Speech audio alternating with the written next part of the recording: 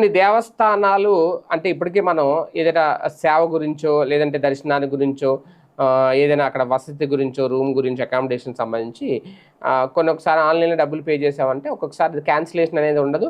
ఒకవేళ మనకు వెళ్ళకపోయినా అవి తిరిగి రావు. ఇంకా సరే అది దేవుడికి ఉండీలు వేసేసాం కదా అని అనుకుంటారు చాలామంది, అనుకోవాలి కూడా తప్పదు. కొన్ని రూల్స్ అలా ఉంటాయి. తిరుమలలో కూడా అంతే ఒక్కొక్క సందర్భంలో.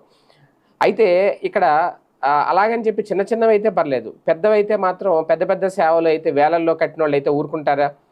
అలాగని తిరుమలకు కూడా టీటీడీ కూడా రోజు కోట్లలో ఆదాయం వస్తే అందులో 20,000 30,000 చిన్న చిన్న భక్తులను పెద్దగా పట్టించుకోరు. కానీ ఆ భక్తులు తలుచుకుంటే టీటీడీ అధికారులు సైతం కిందకి దిగి రావాల్సి ఉంటుంది.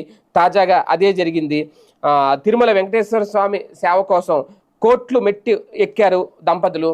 కోట్లు మెట్లు ఎక్కి టీటీడీని ఒక అడుగు కిందకి దిగేలా చేసి ఫైనల్గా విజయం సాధించారు. ఏం జరిగింది అంటే మహబూబ్ నగర్కి సంబంధించిన